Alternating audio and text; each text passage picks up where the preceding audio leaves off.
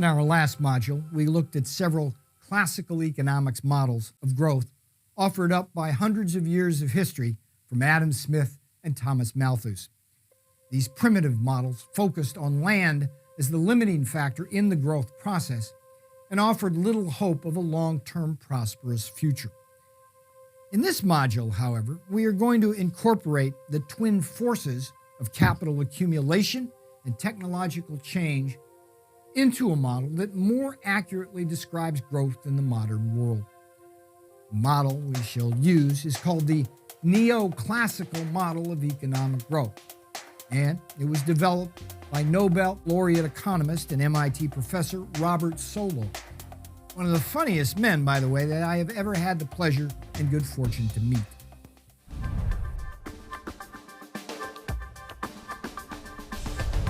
The approach of the neoclassical growth model is to use a tool known as the aggregate production function, or APF.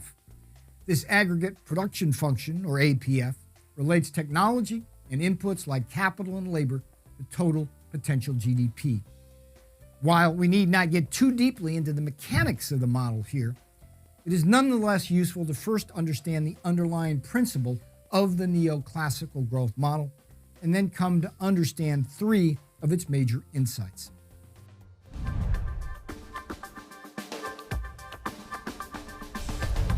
The key concept and basic underlying principle of the neoclassical growth model is what economists call capital deepening.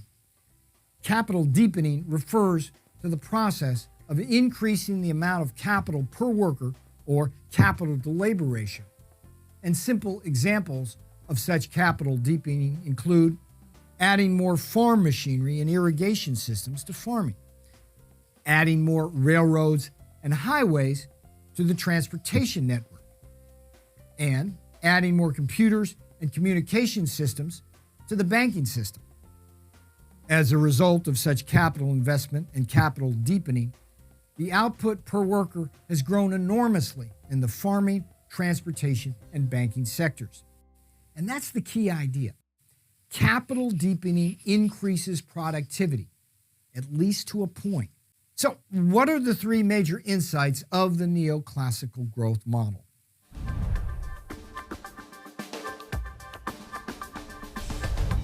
The first major insight of the neoclassical growth model is that in the absence of technological change, capital deepening does not lead to a proportional increase in output. And you think why this might be true. Take a minute now to jot down some possible reasons before moving on. It's an important question.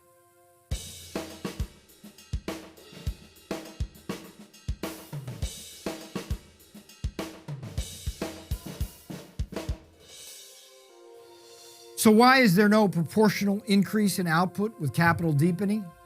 It is simply because of the law of diminishing returns that we discussed earlier.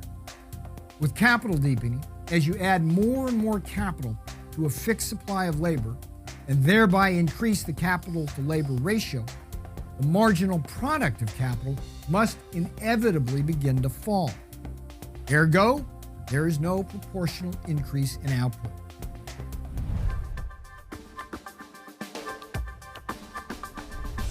While capital deepening can dramatically increase the productive output of an economy, it will eventually lead to economic stagnation in the absence of technological change.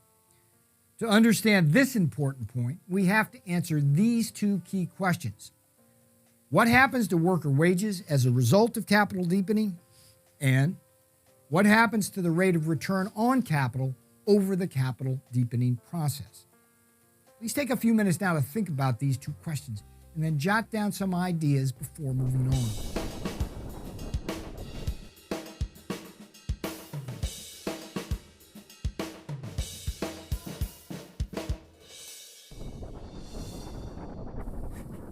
Okay, let's take these two questions one at a time. What happens to worker wages as a result of capital deepening? Here, the happy result is that real wages rise. This is for one very simple reason. Workers that are given more machinery and equipment and capital to work with become more and more productive. In the parlance of microeconomics, their marginal productivity rises. And since real wage gains are tied to productivity gains in competitive labor markets, capital deepening means rising wages.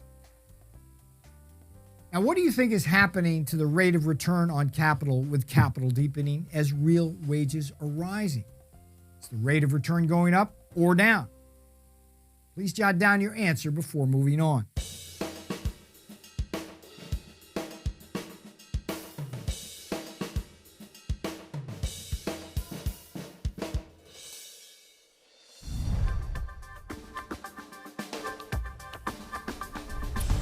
So, in response to capital deepening, what is happening to the rate of return on capital as the capital to labor ratio rises? In this case, as the capital to labor ratio rises and real wages rise in response to the rising marginal productivity of labor, the rate of return to capital will be moving in the opposite direction. And the reason the rate of return on capital will be falling is because of our old friend, the law of diminishing returns. And here's the grimmest news. At some point, even as real wages are rising, the rate of return on capital will fall to such a point where it is no longer profitable to add more capital investment.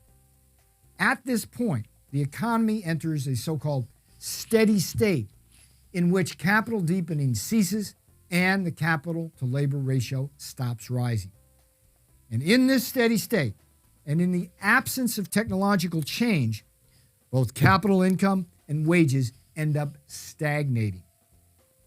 Of course, this is certainly a far better outcome than the nasty and brutish world of subsistence wages predicted by Thomas Malthus. Nonetheless, the long-run equilibrium of the neoclassical growth model makes it clear that if economic growth consists only of accumulating capital through replicating factories with existing methods of production, then people's standard of living will eventually stop rising.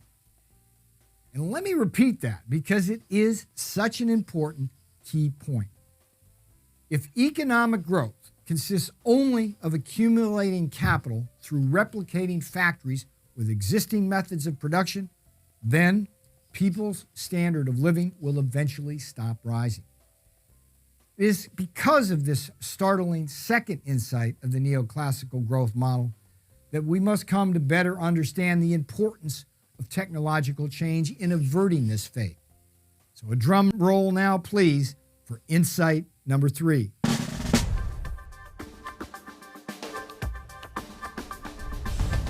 The third major insight of the neoclassical growth model is arguably its most important. This is that it is ultimately only through technological change that any nation can avoid the trap of economic stagnation. Just what do I mean by technological change? It's a very broad term, but it represents everything from advances in production processes and managerial techniques to the introduction of new and improved goods and services.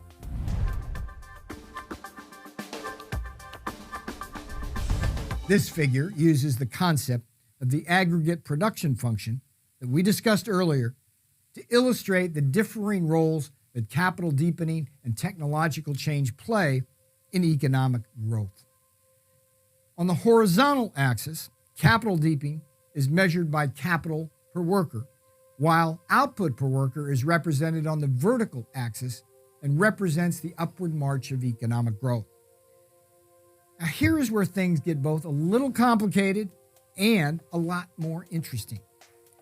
The gray line represents the aggregate production function for the technology available in 1990. It traces the pace of economic growth that would occur because of capital deepening, holding the technology constant. At the same time, the blue line represents the aggregate production function for the technology available in, say, 2020. Now, if you can answer these next two questions, you have completely understood the neoclassical growth model. First, how is technological change represented in the figure? Second, how might we measure the total effect of capital deepening and technological change on growth? Take a few minutes now to think about this and jot down your answers before moving on. Please really try to nail this one.